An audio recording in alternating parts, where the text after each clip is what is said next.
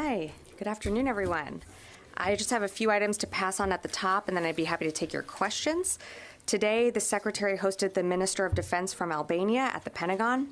The two leaders discussed their, followed up on their discussions last week at the Ukraine Defense Contact Group, and while also discussing bilateral defense cooperation and security efforts.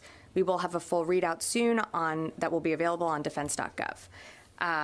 Also today marks the conclusion of Exercise Juniper Oak. This exercise was the largest U.S.-Israel partnered exercise in history.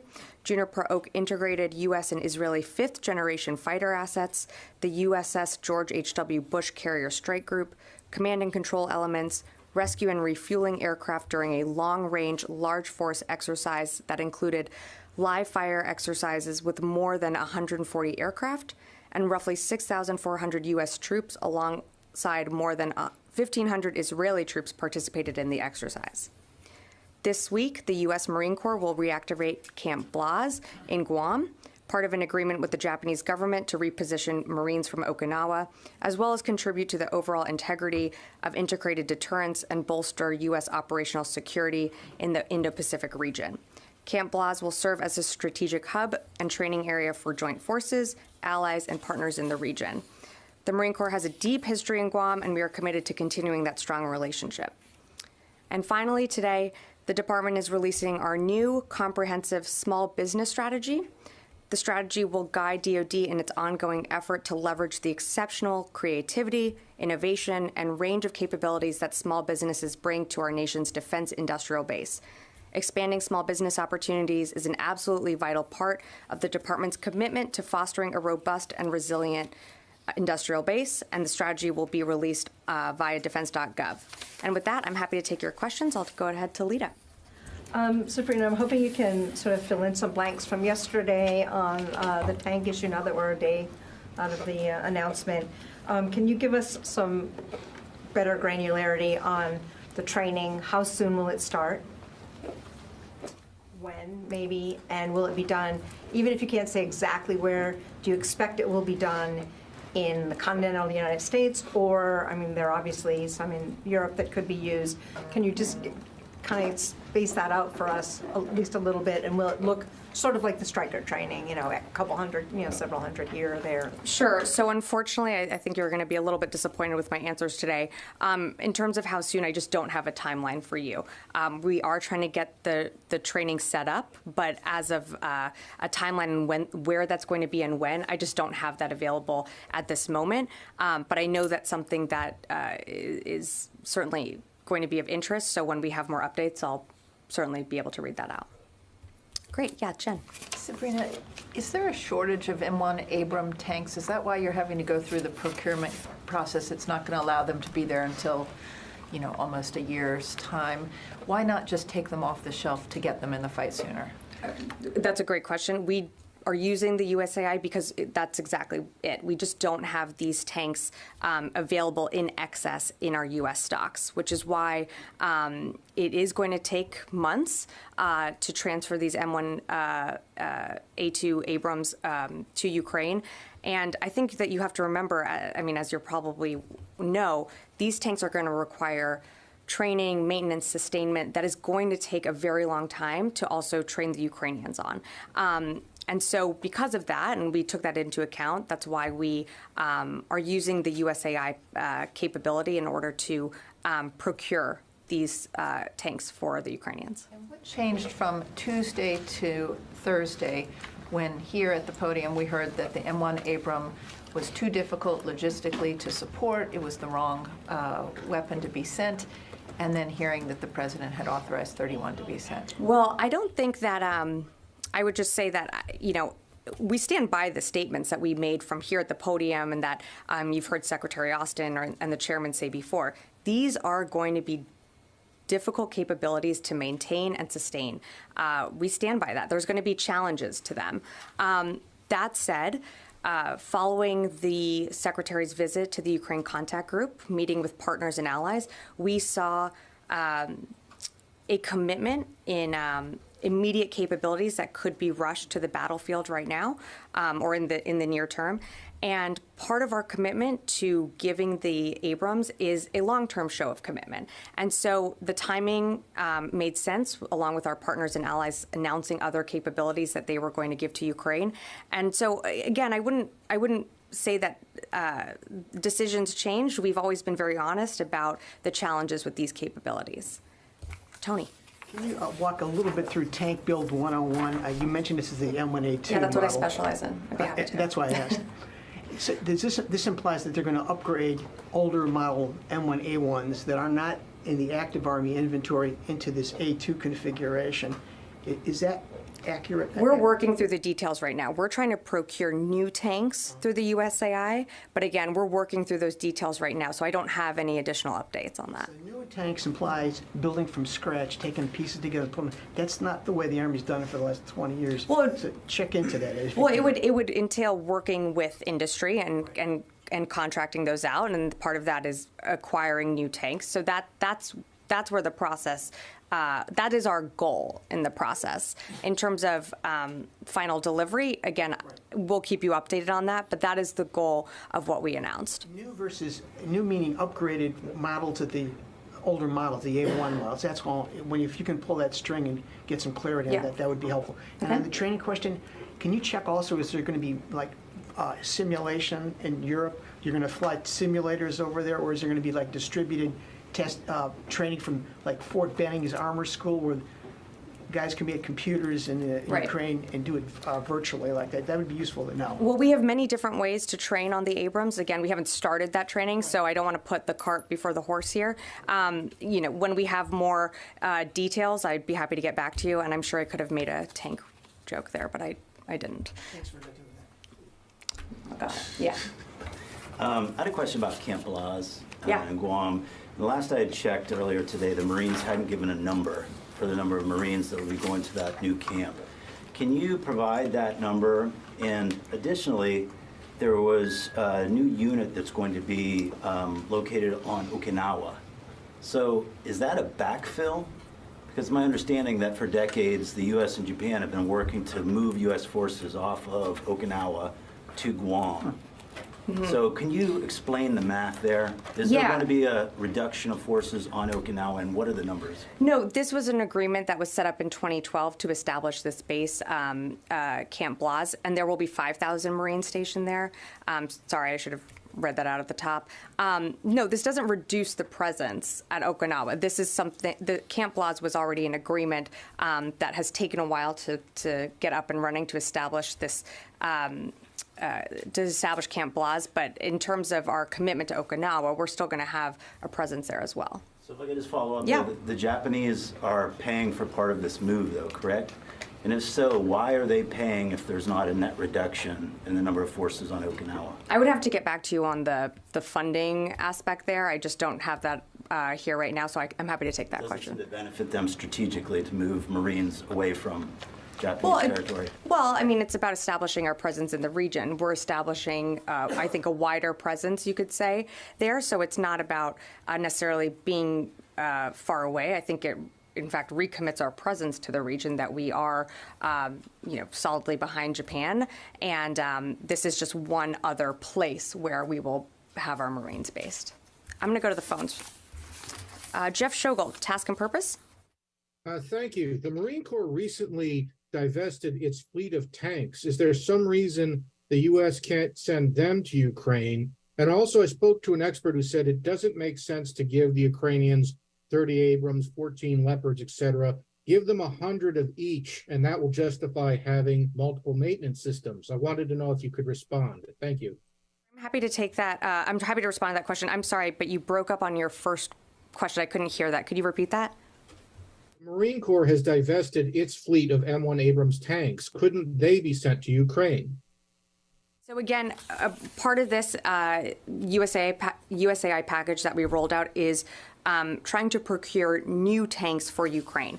Again, I don't have an update of when those will come. It's going to be not weeks, it's going to be months. So I will keep you updated on that. In terms of your second question on I think it was on why aren't we supplying hundreds of, and then you listed Abrams, Leopards, all of that. Again, these are sovereign countries making decisions on security assistance for themselves and what they can give to Ukraine. We are incredibly grateful for what our partners and allies have given so far.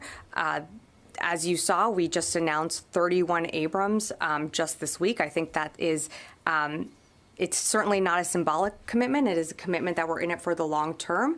We're in it for what Ukraine might need on the battlefield in the coming future and then further out in the future. And so I certainly think that is a commitment that you've not only seen from us, but you're seeing it from other European countries and allies give their additional weapons and capabilities. I'm going to go to Laura, Politico.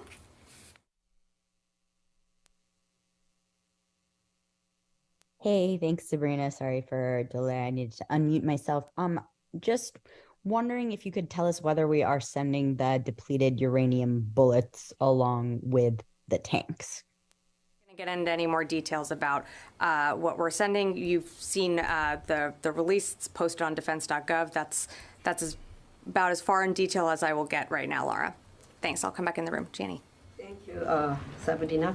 Yeah. Upcoming Secretary Austin's visit to South Korea this weekend, what agenda will the two secretaries discuss? Yeah, well, I think you'll see the Secretary certainly highlight our commitment to the region. I don't want to get ahead of the Secretary and his trip that you just mentioned, as you know, is coming up and heading out on Sunday. But again, our commitment to South Korea remains rock solid, and he's looking forward to meeting with his counterparts there. Do you have any plan for meeting with South Korean President Yoon Suk-yeol? I don't have anything to read out about a meeting now, but with more details, when we're ready to release more details on the trip, be certainly happy to get them to you. Sure. What is your view on the weapons deal between Russia's Wagner Group and North Korea here? Well, we've seen the Wagner Group try and procure and be successful at procuring weapons from North Korea. I think that shows further isolation, that Russia is depleting its stocks pretty quickly. And, again, when you're turning to a country like North Korea, Iran, these are countries that are already isolated from an incredible alliance that has been built around support for Ukraine. And so I'll just leave it at that. Yeah. Thanks, Sabrina. This morning, AFRICOM announced that the U.S. military conducted a successful counterterrorism operation in Somalia. I just wanted to see if you can give us any details on that. Was that a drone strike? Who did it target? Was it an ISIS target? Can you name the target? How did it go? Yeah, as you know, AFRICOM put out their statement. It was a successful operation, but I just don't have further details to announce at this time. I believe they will be providing some soon. Yeah. Sabrina, yesterday when President Biden announced this tank, tank aid to Ukraine, he said Secretary Austin advised him to do that. He did. And could you tell us, based on, because we heard from this department several times that it's not a rational, like it's not tactically, it's difficult to maintain, sustain them. Could you tell us what was the rationale behind Secretary Austin's advice? Was it a political or was it a military tactical advice? Well, I think the Secretary and the Chairman's position when it came to the Abrams has not changed. I mean, it is going to be a challenge to sustain and maintain these tanks. That said, following the contact group, following meetings with partners and allies there, and again, these are almost 50 nations participating in the contact group, the Secretary came away from those conversations feeling that we needed to provide a long-term commitment to Ukraine. And we know that it's not just going to be armored personnel carriers. It's not just going to be infantry vehicles, tanks. I mean, these are all capabilities that are going to enable more maneuverability. But it's not just one system that's going to be the magic wand that all of a sudden ends this war. But providing a long-term commitment was something that the Secretary felt very strongly about. And that is why he recommended to the President that we do provide these Abrams. And, you know, I've seen people say, well, is this symbolic of, you know, something just given to Ukraine so you could unlock other allies to give their tanks? And I would say to that I don't think a battalion of Abrams giving to Ukraine is at all symbolic. This is a real capability that will certainly give Ukraine an upper edge on the battlefield. Yeah. Ukrainians are asking many other complicated, sophisticated systems as well. Yeah. But of course. But tanks, can you explain to us, elaborate on how these Abrams are going to play into the long-term commitment? What do you mean by that? I really don't get it. Well, the long-term commitment is we don't know when this war is going to end. I mean, it could end tomorrow if Vladimir Putin decided, but it doesn't seem that he is going to make that decision. So this war could go on till the end of the year. It could go on for many years. And so by giving these Abrams through the USAI package, that shows a long-term commitment to Ukraine, and I think really sends a message that our allies and partners are united in our support for Ukraine, and we are not going to stand for Russia's, again, illegal invasion of Ukraine. If it's long-term, why not F-16s but tanks? I'm sorry, I don't understand the question. As we are talking about the long-term commitment, why we are not discussing F-16s to Ukraine? Instead, we are saying just tanks. Well, as it's going to be a long-term commitment, and Ukraine. But we haven't announced other packages. Again, we have authorization from Congress to continue to have presidential drawdowns, other security assistance packages. So we are going to continue to provide Ukraine with what it needs in the short term and the long term. I'm going to move on. Yeah. Hello. A couple of questions. Is the M1 models going to Ukraine going to be the same as the M1s that are going to be going to Poland? Because General Dynamics says Poland's getting the M1A2 ZV3, the top of the line. Right. M1. I mean, is it going to be the same as Poland is getting? I'm just going to say that it's going to be the M1A2. I'm not going to get into further specifics on that. And also, can you comment on Russian? The Russian ambassador here said that this is it's an escalation of the war. I feel like I've heard that talking point before from them when it was, whether it was the javelins that we were giving or the HIMARS and then the Patriot. Everything seems, I guess, to be an escalation. I don't view it as that.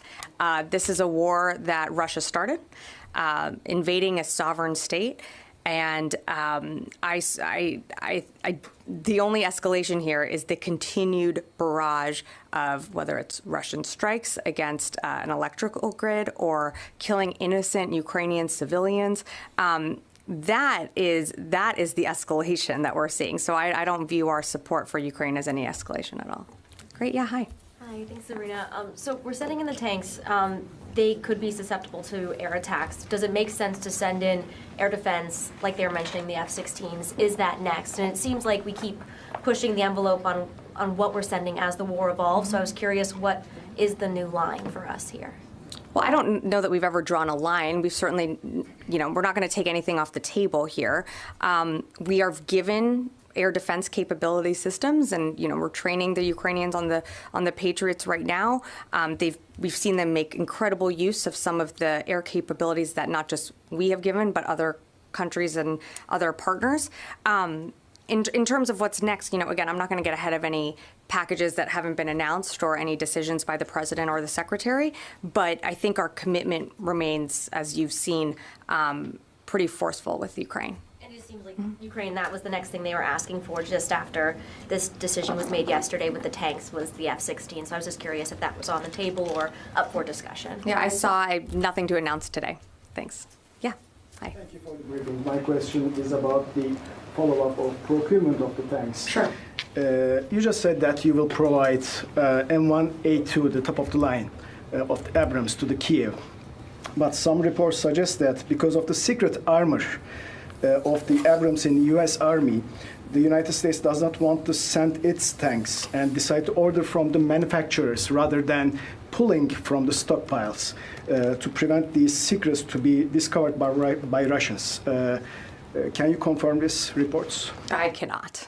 No, I have nothing to say. I cannot confirm that report. We're giving the M1A2 variant of the tank. Again, this is something that we're trying to newly procure through the USAI, but I have nothing else to comment on that. Yes, hi. Thank you very much. I wanted to get back to the Russian allegations about this is an escalatory step by sending the tanks. You said that you've heard that type of language from Russia time and time again.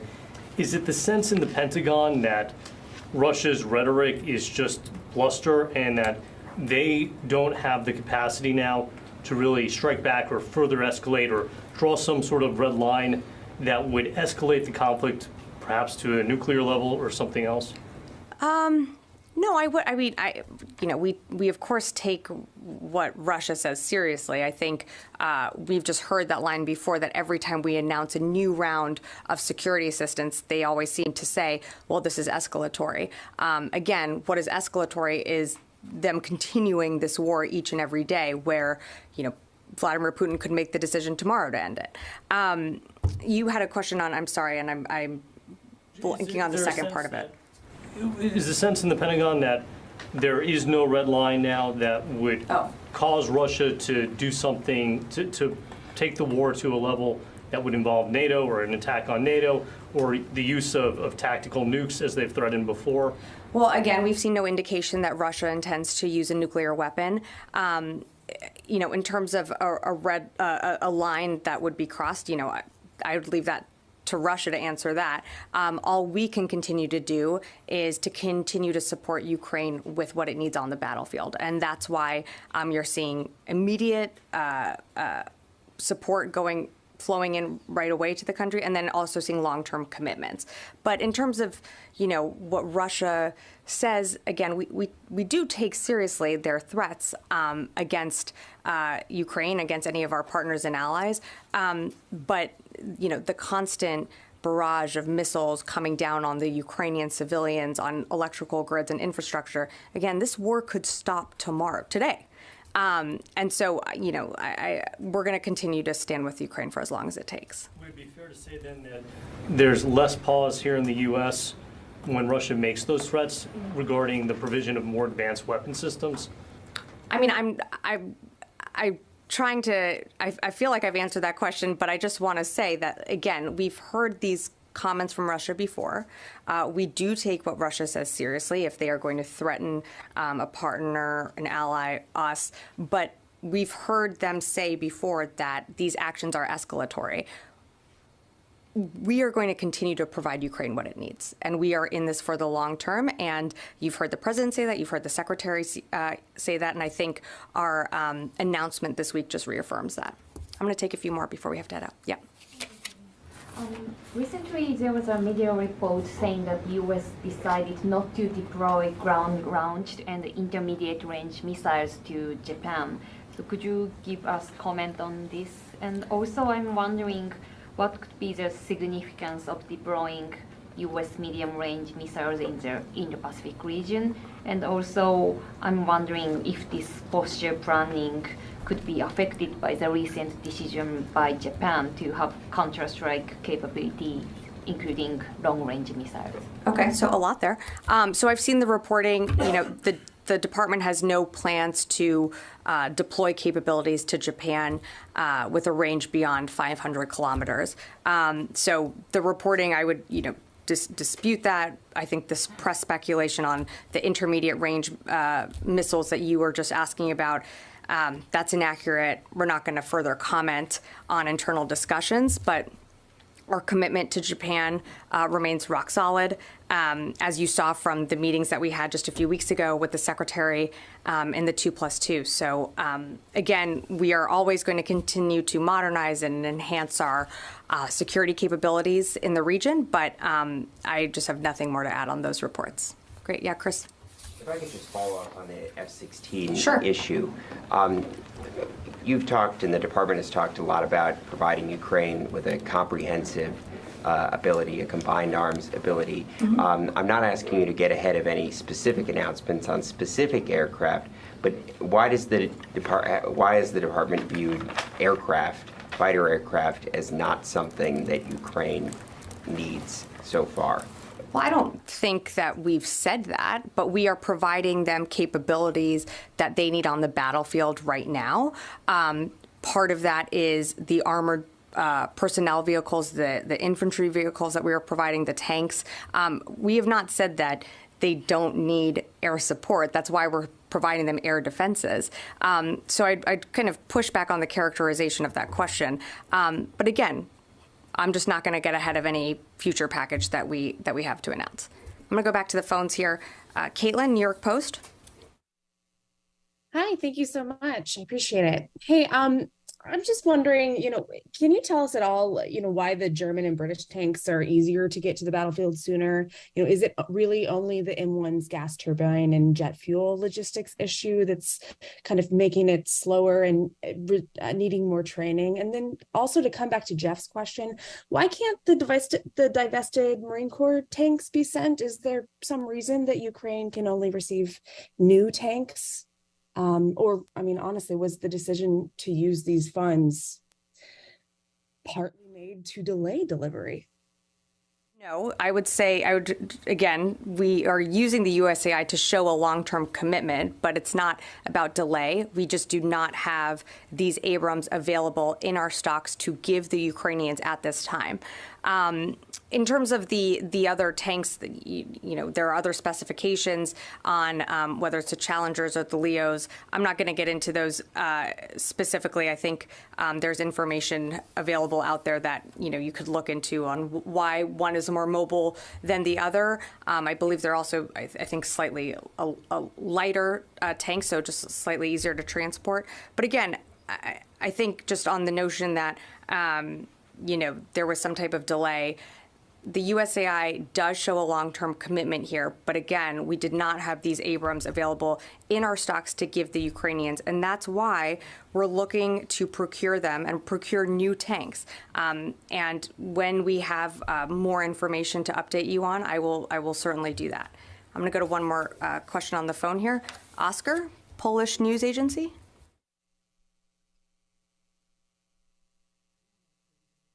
Hi, thank you for taking the question. I was wondering, so since the tanks will be new, will the production impact the ongoing production of and deliveries of M1A2 to Poland? And so the delivery to Poland is scheduled for 2025. So I'm wondering if the Ukraine delivery will not take months, but maybe years.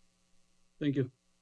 Thanks, Oscar, for the question. So again, just to be clear here, our intent is to procure new tanks. Now, if we cannot, or if there are updates to that, I will certainly let you know. But I'm not going to get into the specifications or technical details of what is in the tanks and more specificity. All I can tell you is that it is the M1A2.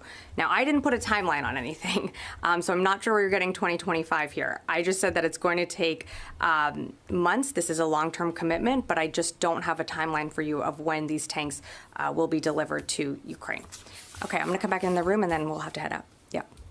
Thank you. I would like to follow up on F-16. Okay. Without getting into specific cases, could you please talk about, in general, the possibility and obstacles to provide such fighter jets?